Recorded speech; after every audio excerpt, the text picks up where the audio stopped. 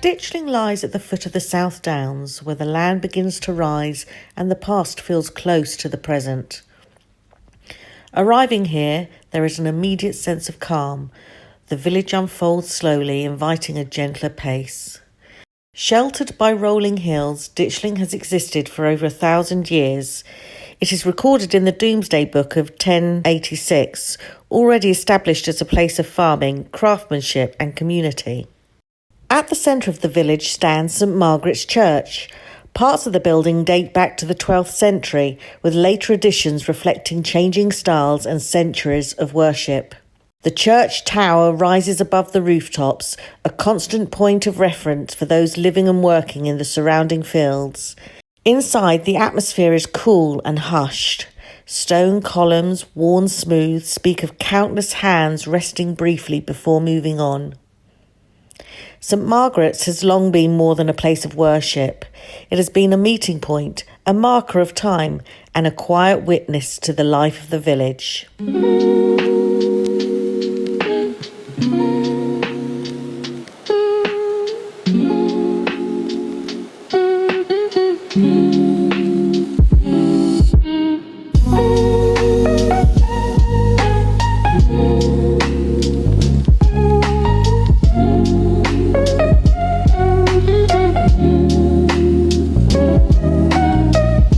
The architecture of Ditchling reflects centuries of continuous life.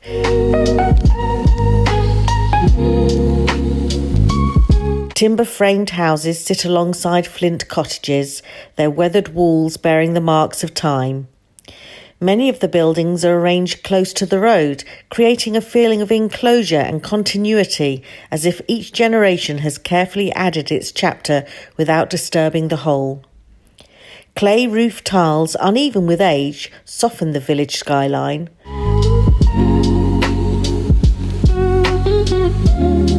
Garden walls built from local flint echo the chalk beneath the soil.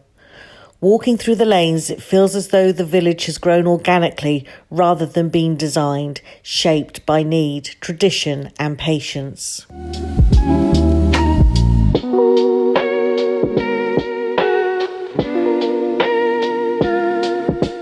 A short walk from the village leads to the Sussex Butterfly Centre.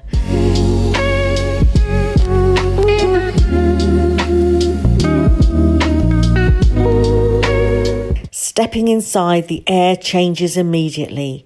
Warm, humid and still. The outside world fades. Butterflies move through the space in unhurried arcs, their wings catching the light as they pass.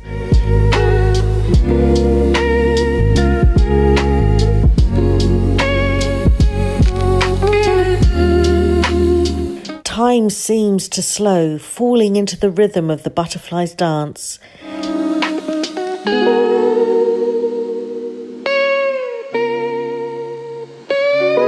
There is no sense of urgency here, only movement and rest, pause and continuation. In this enclosed world, minutes stretch.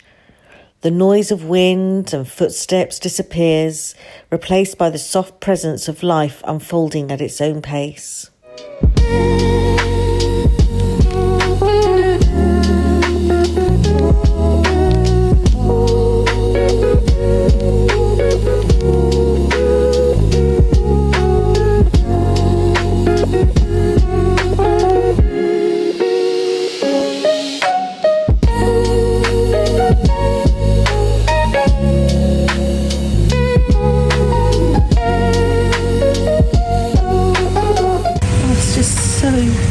Lovely. What a special thing.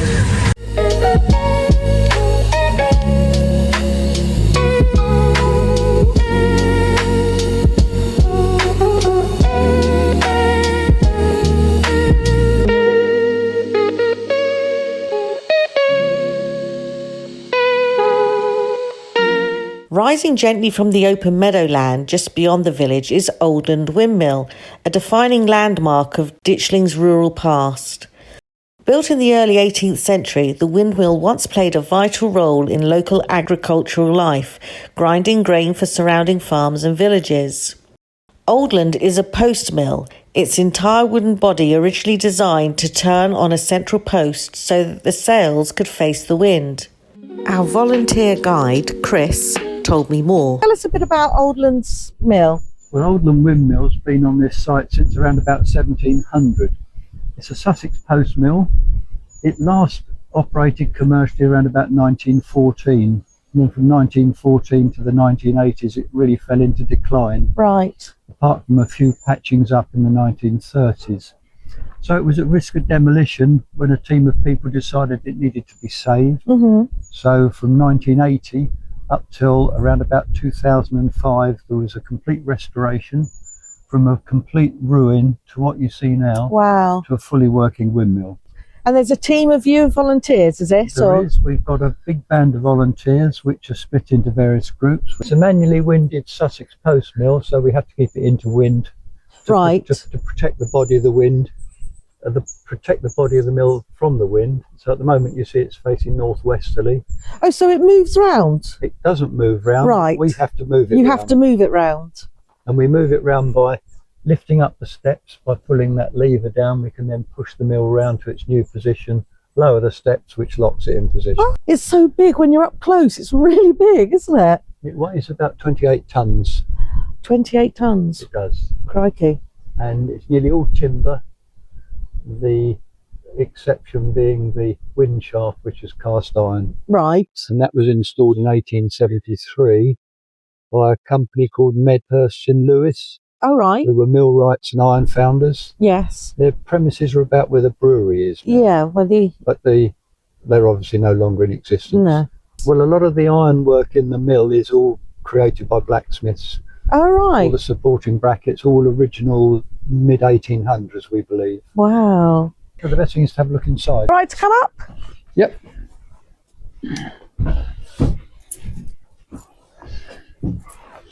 Oh, it's steep, isn't it?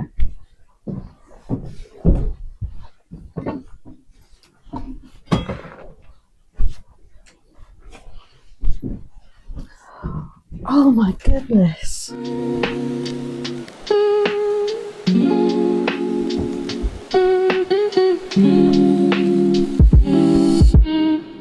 This is the front of the mill, the breast of the mill. The wind shaft here is supported front and back on bearings. Goes through the breast of the mill, and then you've got the sweeps on the front. Right. Call them sweeps in Sussex. Yes. Each sweep's got shutters. Each set of shutters is individually controlled by positioning the sweep vertical and the spring controlled tensioners on it, which allow you to open and close the shutters. Interesting. Once they're closed, they stay closed. Once they're open, they stay open. We can't adjust them from inside the mill. What we have here is what we call the brake wheel. This toothed wheel's got 88 teeth on it. This is rotating clockwise when the wind's blowing the sweeps round. Typically 10 to 12 revolutions a minute. Okay. It's a good milling speed. 6 to 8 probably minimum. So that then drives this large nut here, which we call the stone nut. That in turn drives the millstones. I can show you the millstones. But what happens is the next floor up's where we store all the grain. Right. The grain comes down this spout here into this hopper. Right. It'll be full of grain.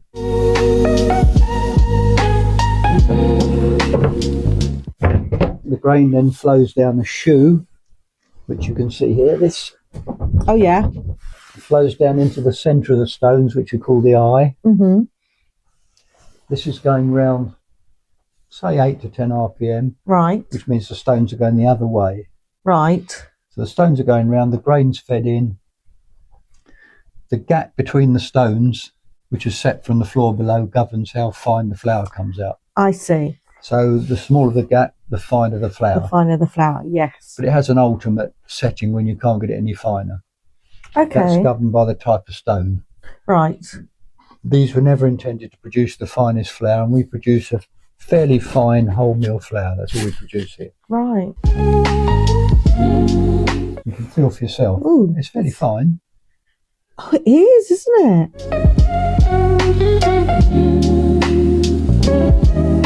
Between your fingers, keep rubbing it till it's all gone through. It should have a very slight texture to it. not powder-like, which this has. You see, it's not a complete Tesco white flour, is it? Got to have a little bit of texture to it. That's quite important for wholemeal flour. You don't want it to be dusty. By the late 19th century, changes in farming and industry led to its decline, and the mill fell silent. What stands today is the result of careful restoration led by volunteers determined to preserve this link to the past.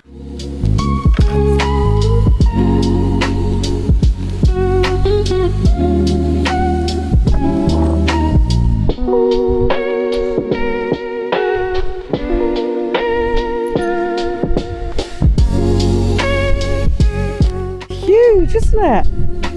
Wow.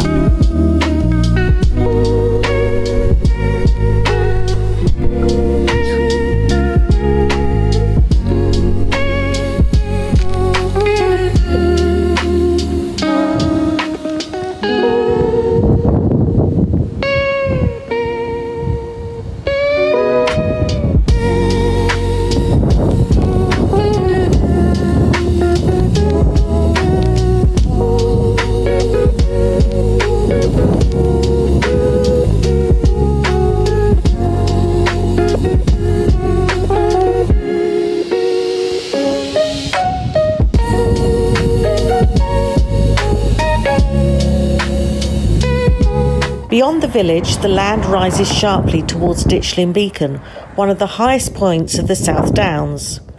The path is exposed and the wind gathers strength as the climb continues. At the summit, the landscape opens fully.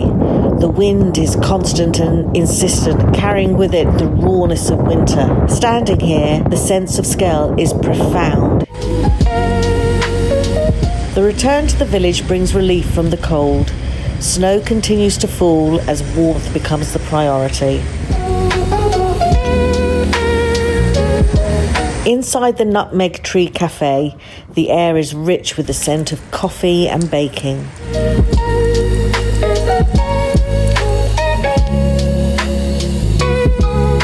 A log burner glows steadily, offering quiet comfort.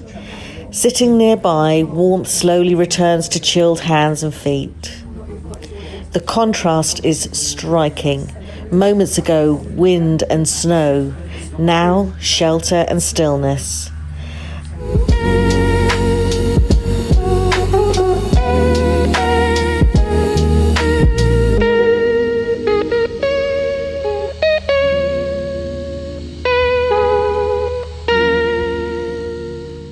Outside, winter continues its work.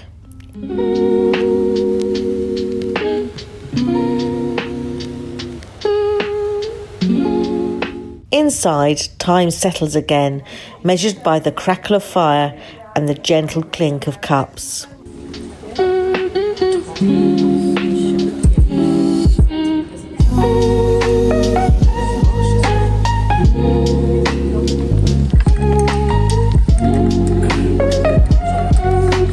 Ditchling is a village shaped by centuries of continuity, by land, weather, work and belief. It reveals itself slowly, rewarding those willing to pause and observe. In the end, it is not only the landmarks that remain, but the feeling of having stepped briefly into a different rhythm of life, one defined by patience, endurance, and quiet presence.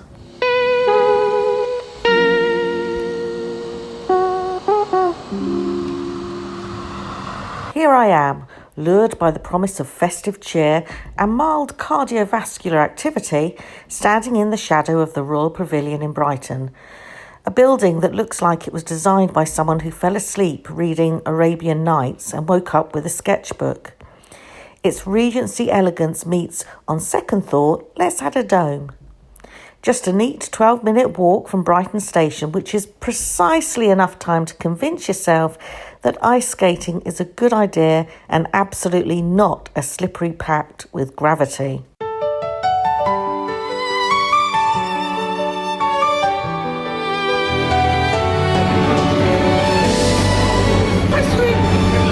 The ice rink sits there innocently, twinkling, as if to say, "Come along, you'll be fine."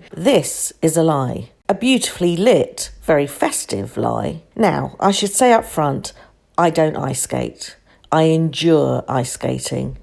I approach it the way one approaches a wild animal, slowly, nervously, and with a deep awareness that this could all go wrong very quickly.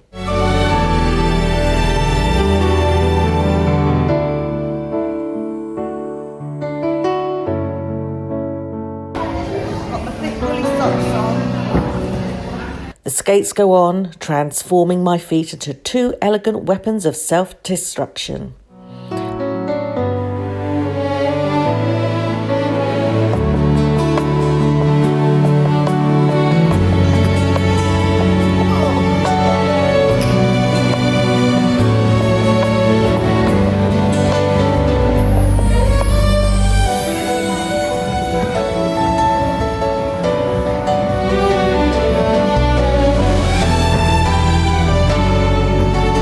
I stand up, wobble instantly, and realise that my centre of gravity has taken the day off.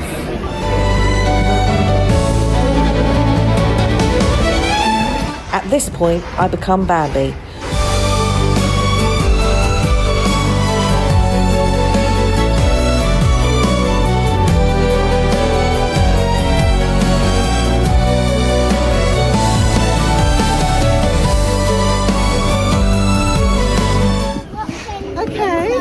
Give it a go. Lovely fresh ice.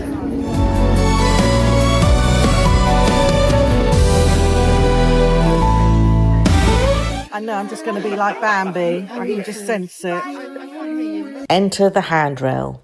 Ah, the handrail. Cold, wooden, unjudging. My new best friend. My emotional support railing. While others glide effortlessly past me, laughing, spinning, and generally showing off, I cling to the handrail like it owes me money. Every step is a negotiation.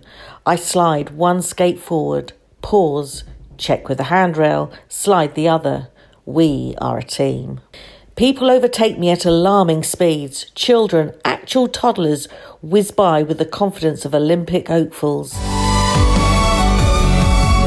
Yeah, that's not as easy as it looks. I thought I'd be the one in the middle doing the clever bits, but just getting round the edge is hard enough.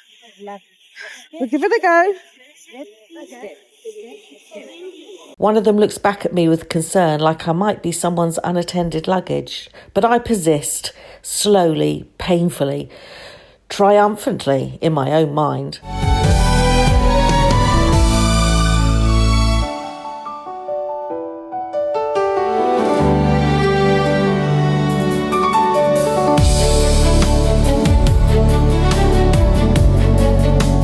Until, of course, the fall. It's never dramatic in the way you imagine. There's no heroic slow motion. It's more a quiet betrayal. 1 second I'm upright, the next my feet have gone in opposite directions and I'm examining the ice from a very personal angle. I was trying to copy what that mum's doing with her son in front of me. She's going, lean forward like a monkey. Yeah. And do monkey swings. So I tried to do that and landed up on my backside. Yeah, I don't think this is quite my cup of tea. I'll stick with paragliding, I think.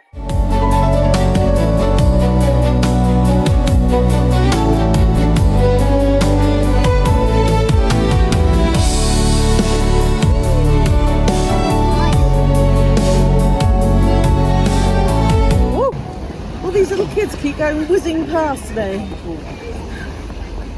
Oh, it's hard work. Harder than I thought it would be.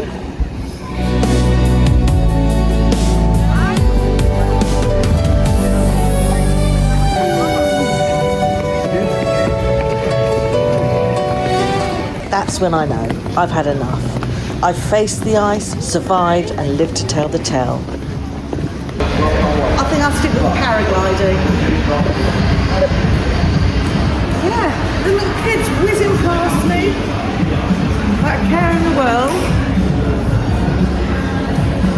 But it's kind of nice being being a solo traveller and doing it, because you're kind of forced to engage with other people and talk to the other people on the ice. So that was really nice. And the little kids were just amazing. I can't even undo my shoe now, look.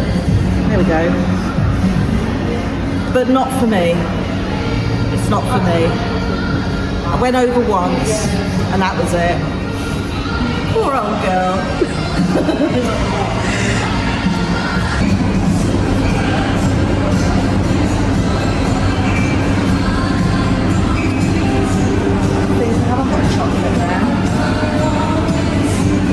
And there, waiting like a reward at the end of the particularly icy quest, is hot chocolate. Not just any hot chocolate, the kind with marshmallows and whipped cream, the kind that forgives all poor life choices. From the sidelines, safely grounded, I watch the younger, more agile skaters weave elegant paths across the ice.